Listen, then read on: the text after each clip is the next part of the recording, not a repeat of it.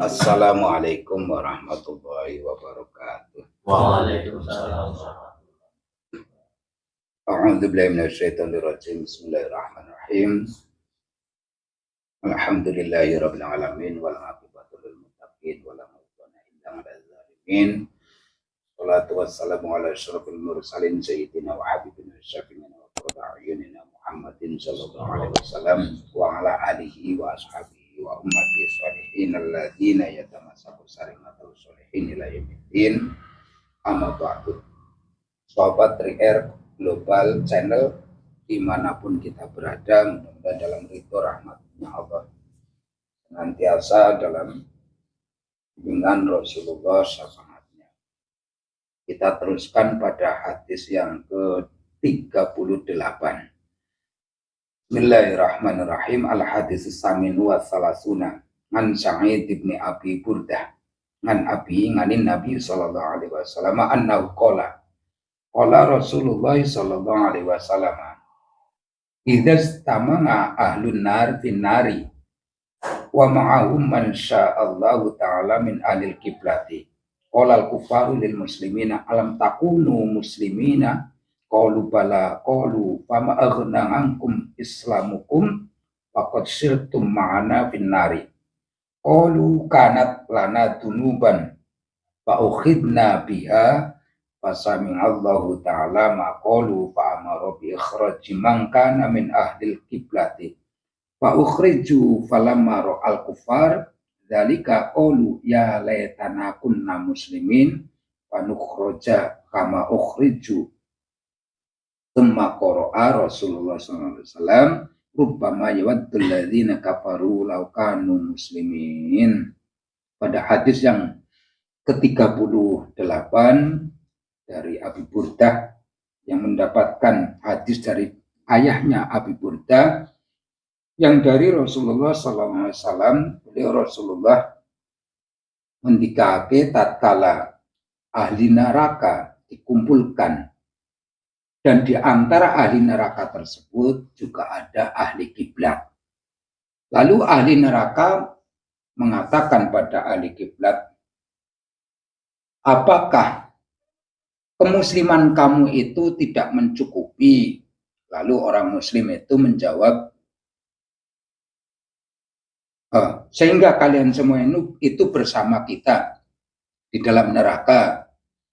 Ahli kiblat menjawab, bagi kita banyak dosa, karena dosa saya terkena tatrapan. Allah mendengar ucapan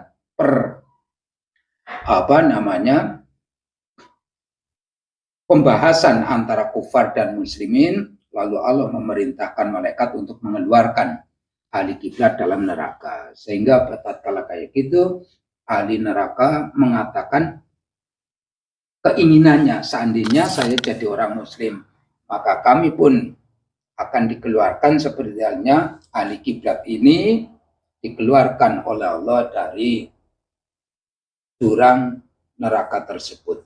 Alhamdulillahirabbil alamin. Jadi ahli kiblat, orang muslim pun karena dosanya kena tatrapan untuk mengkupas ataupun menghilangkan dosanya dengan adanya hukum yang sudah diterterakan, yaitu adanya nar wal jannah. Mari kita bersama-sama untuk mutolangah kepada munadzarah, berangan-angan dengan harapan termasuk ulil albab, faktabir kepada ibarat-ibarat yang sudah diselenggarakan kesemuanya dari Allah. Kita kontribusikan kepada hal-hal yang lebih ke regional rasio dulu, supaya siapakah ahli kiblat, supaya kita masing-masing tidak relatif sudut pandang yang berbeda sehingga kita terjadi ikhtilafiyah. Kita juga lagi belajar yang bersifat murojaah serta munadharah. Kita hadirkan Bismillahirrahmanirrahim. Negeri kita, Pulau Jawa, dan negeri kita di seberang sana juga, puluhan-puluhan seberang sana juga, itu ndak sedikit banyak leluhur-leluhur kita yang juga bijak dalam kehidupan dengan berbagai macam fenomena masalah dan meninggalkan satu kata-kata bijak yang menjadi filosof kami leluhur-leluhur kita. Minta pada Allah, syafaat Rasulullah, mudah-mudahan beliau-beliau yang bijak berkenan hadir dengan ridhonya Allah serta rahmatnya. Assalamualaikum waalaikumsalam. Monggo kula aturi jenengan rawuh Allah Rabbi ya Rasulullah.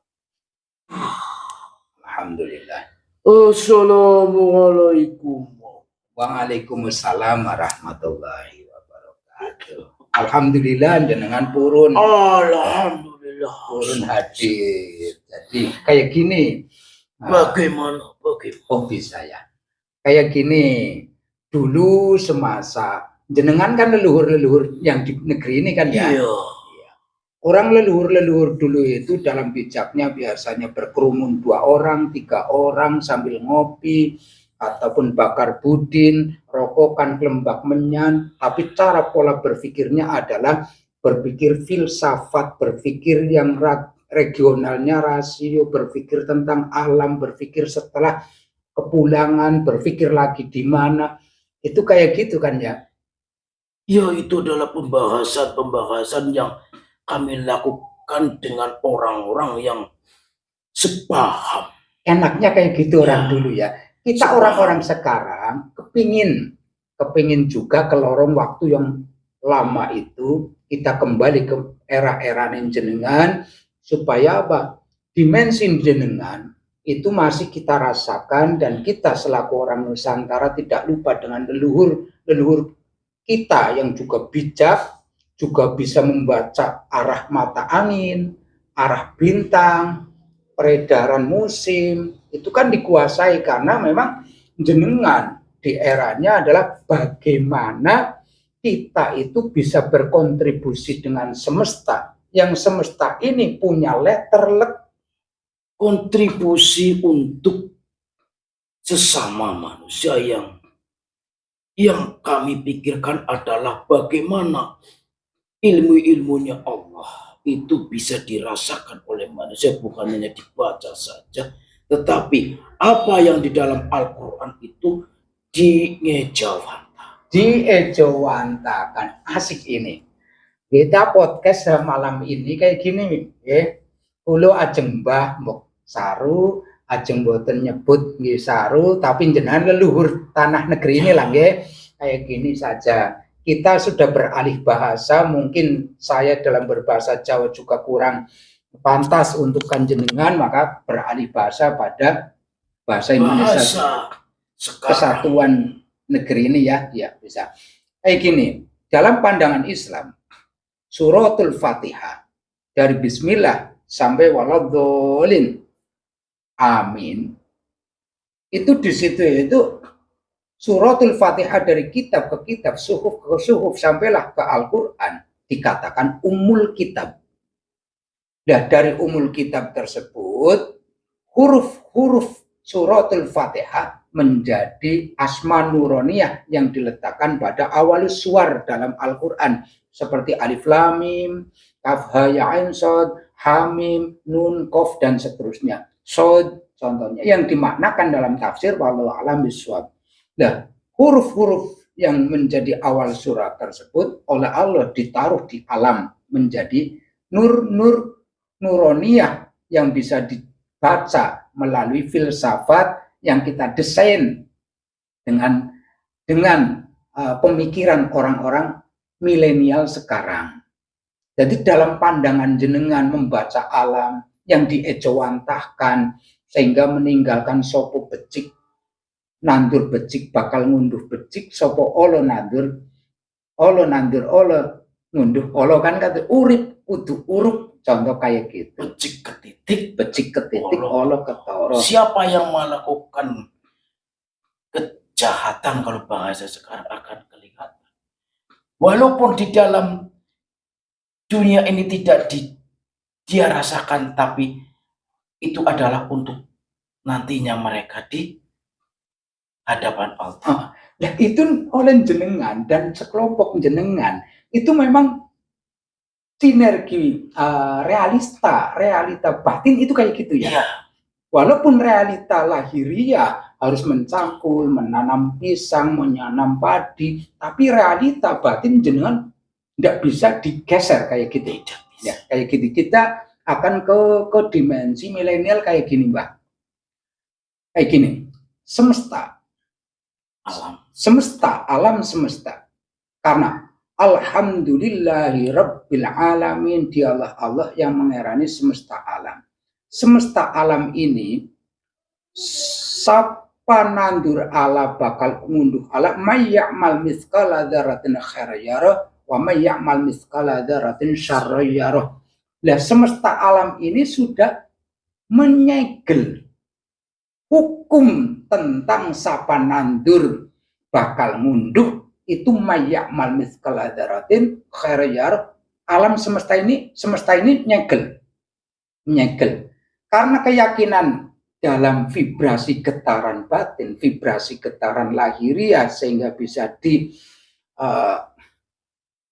direalisasikan dalam batin jenengan, diejawantahkan dengan lahiriah, maka kehidupan, maka semesta ini merespon. Karena semesta ini kita lagi berpikir orang milenial niki nggih Mbak, ngapunten nggih. Milenial. Orang-orang saya sekarang. Oh, orang-orang zaman sekarang. Iya. Kalau milenial itu bukan bahasa dulu. Maksudnya itu tidak dalam bahasa sekarang. Iya. Milenial. Orang-orang sekarang berpikirnya itu relatif, berpikir kenyataan. Kenyataan iya. Berpikirnya kenyataan. Jadi kayak gini. Semesta alam, kerja semesta alam itu adalah letterlek apa yang sudah Allah letterlekkan dalam Al-Quran. Semesta ini sudah menyegel. Lah, untuk vibrasi menyegel sama aja dengan dikunci. Ya dikunci. Hukum semesta itu sudah mengatakan kayak gitu. Kalau Allah sudah mengatakan kayak gitu, semesta itu sudah segel.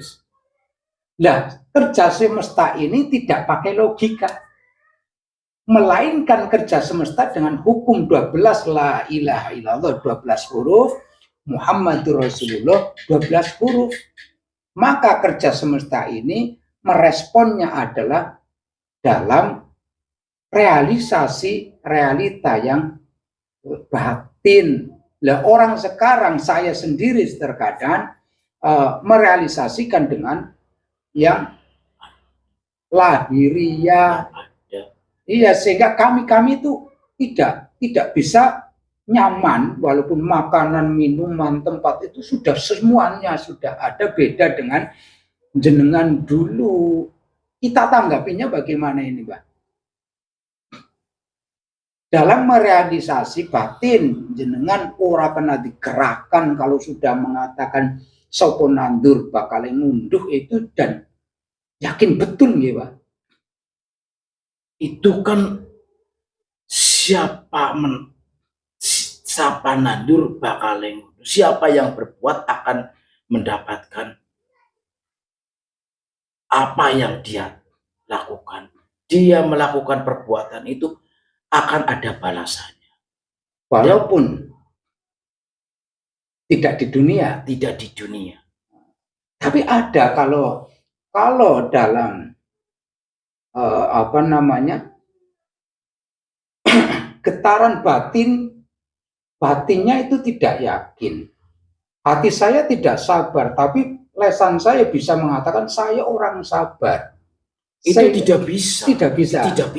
Saya sengsara sendiri. Ya, sengsara. Saya melawan semesta. Ya, melawan semesta karena apa? Di dalam ini dan ini harus satu. Nyewiji. Satu. Saya pakai bahasa sekarang. Satu. satu. Karena apa? Perbuatan dan apa yang di dalam hati itu harus satu. Karena itu menyatukan kita dengan apa yang menjadi zat iradatnya Allah. Ini asik kepada zat iradatnya Allah, kodrat iradah Allah selaku Tuhan semesta alam yang memegang alam. Yang memegang alam ini. Karena alam ini, semesta ini selaku letterlek segel sapa nandur bakal ngunduh disegel, la in syakartum la azidannakum disegel juga dari 114 surat segel dalam semesta alam. Terus kalau kita antara batin dan lahiriah ternyata tidak sama, berarti kan kita melawan zat kodrat iradah. Iya, Melawan. Dalam pengalaman yang jenengan, orang hanya makan 10 nasi, merokok jegang, hanya melihat bintang, rasanya kayak apa? Tempo dulu, kita ingin menikmati hal kayak gitu. Menikmati sambil melinting. Melinting ya, tembakau. Melinting. Dan dinikmati. Memakan apa yang ada, ini adalah semua dari Allah. Merasa bahwa semua itu merasa nikmat. Terasa nikmat. Walaupun hanya sebutir beras. Sebutir beras. Kalau dinanak, dimasak jadinya apa sekarang Pak? Nasi. Walaupun hanya sebutir. Tapi karena hati dan pemikiran kita, tangan kita, dan semuanya adalah satu, maka kenikmatan itu pun. Kenikmatan. Karena Anda bertanya nikmat. Iya, nikmat. Memang rasa itu yang saya pingin orang sekarang itu ke dimensi di mana nyamannya jenengan getaran ini saya nikmat sekali. Sangat nikmat karena mengenang masa lalu pada waktu itu, saya tidak menjamani kehidupan yang jenengan, tapi mengenang ke situ-situ. Jadi jati diri leluhur negeri ini juga orang-orang bijak. Dan banyak fenomena peninggalan-peninggalan yang di luar rasio. Anda mengerjakan sawah betul-betul pagi pulang sore, ataupun pagi membagi waktu. Kita waktu dulu. Kalau zaman sekarang sudah ada bunyi. Oh, ada bunyi-bunyian ya. Kalau dulu kan kita hanya kalau pagi, kalau ini kan bercerita dulu ada. Iya, memang saya ingin cerita. Kalau pagi kita setelah sholat subuh dan sholat kita melakukan sebagai manusia yang diperintahkan Allah adalah menjemput rezeki. Menjemput rezeki ya. Setelah itu kita melihat ke atas. Peringatan Allah sudah ada. Maka kita berhenti untuk melakukan kegiatan. Oh iya. Setelah matahari condong pun kita berhenti. Melakukan apa yang menjadi perintah Allah. Subhanallah. Jadi kayak gini ini orang leluhur ini betul-betul memahami dari hati benar-benar yang dicowantakan sehingga menyatu dengan semesta. Kehebatan tersebut itu tidak menyebabkan batinnya itu ngeluh. Tidak mengaku dirinya sendiri, karena semua itu dalam milik Allah. Waktu alam, matahari yang bersinar itu adalah milik Allah sebagai tanda kita untuk menikmati. Nah, tatkala wis nyewiji satu divisualkan dalam visual realita batin, visual realita lahir, kenyataan, sehingga tidak bertentangan dengan letterleknya semesta Jadi wa idza qudiyatis sholati fantashiru fil ardi wabtaghu min fadlillah, sudah disegel mutlak oleh semesta ini. Setelah menjalankan sholat monggo gumelar mencari ridho Allah.